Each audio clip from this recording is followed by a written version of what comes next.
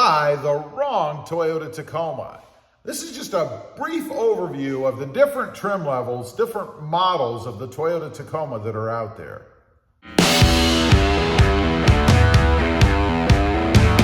Well, good afternoon, everybody, and welcome back to RobMotive.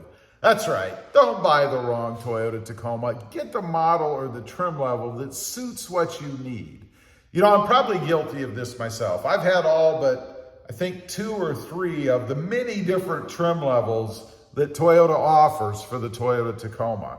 There are the TRD Sport, the TRD Offroad, the SR, the SR5, the Limited, the TRD Pro.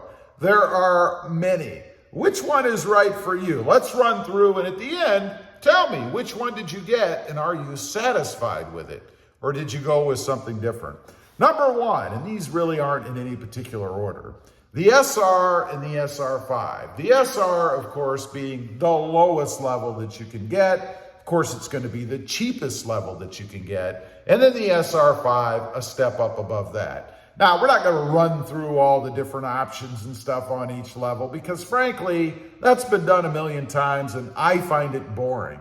But just to highlight a couple things, as I mentioned, the SR and the SR5 are more basic than the other trim levels. That means you've got less things to go wrong.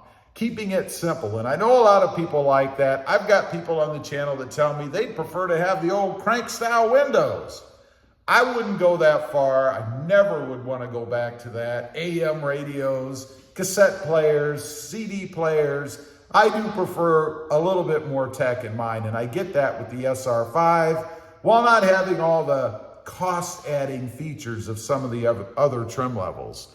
By the way, the SR and the SR5, if you're into modding, that's the way to go because why pay for the other stuff and then take it off and put something else on?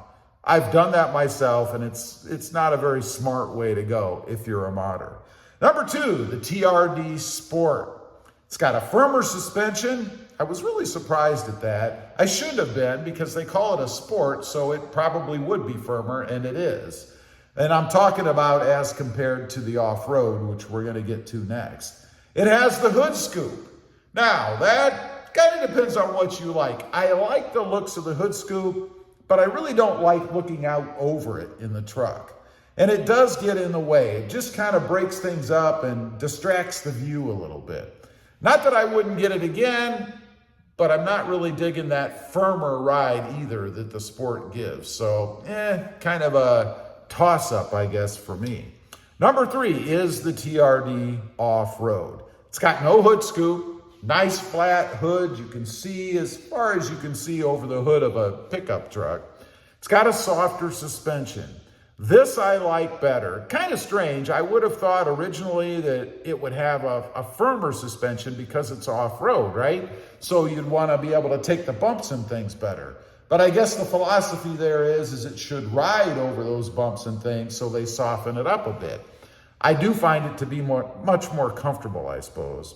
Different decals and things, and you know, that's one of the big separators of the different trim levels, strangely. I mean, one says TRD Off-Road, one says TRD Sport. You've got some other badges and decals and things.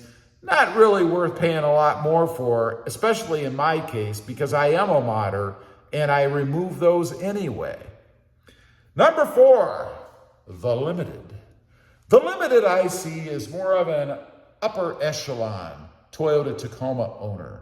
Kind of the weekend warrior type who puts on their suit and tie. Does anybody wear suit and ties anymore? But drives into work, wants a comfortable ride, wants all of the features and things, but doesn't want that TRD Off-Road or TRD Sport aura that comes with the trucks that say it right on the side. I've never had the Limited, probably would never get it myself. If I'm being honest, it just feels too stuffy for me. I don't know why that is, but that's kind of the impression that I have. Number 5, the TRD Pro. This is the true off-road beast when it comes to the Toyota Tacoma. It's got all the stuff on it. It's the top of the line Toyota Tacoma. Now, for someone like me, doesn't make much sense to get something like that. You know, I've had people comment on the channel, Rob, you should get a TRD Pro. But the problem is, I'm a modder. What am I going to do with it? Yeah, I could get it and then start removing things to do other things. I mean, it comes with the lift, it comes with the suspension, it comes with the different wheels and tires, but that doesn't really benefit me. Plus, I like to make it my own. You know, I don't want a finished truck.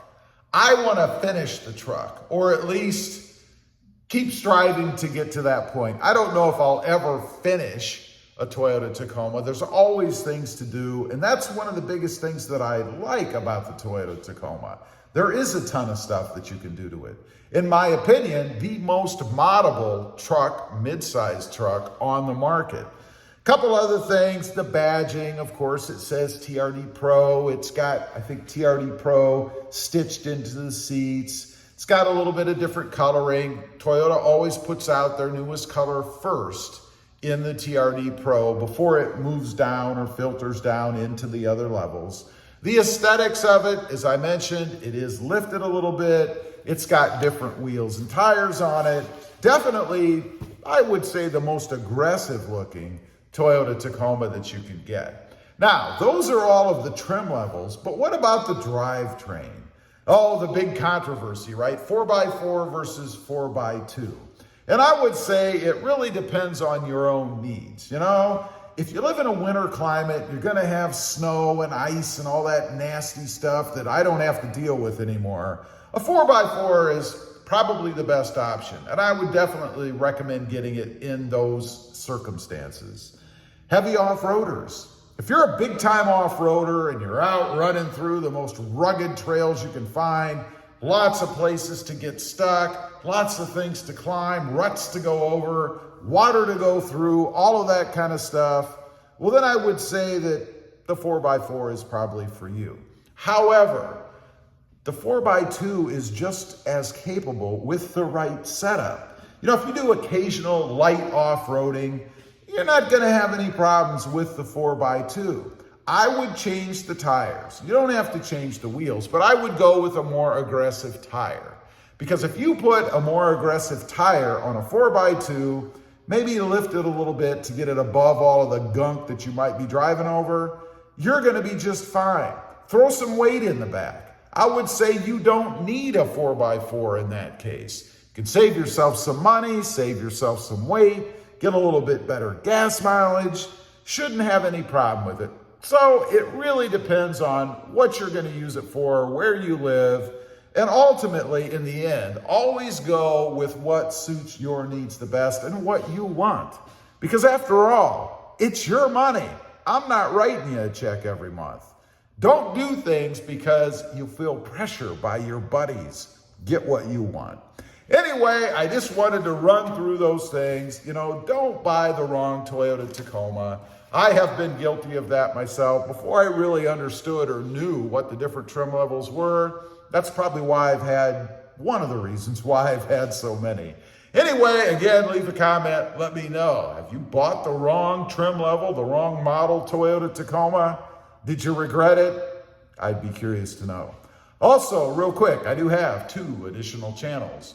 RobMotive MT, all about mini trucks, currently the Hyundai Santa Cruz, and RobMotive JT, all about Jeep Gladiators. Right now, the Jeep Gladiator Mojave, an awesome, capable 4x4 truck. Check them out, and if you're interested, please consider subscribing. Thanks for watching. Stay safe out there. Bye.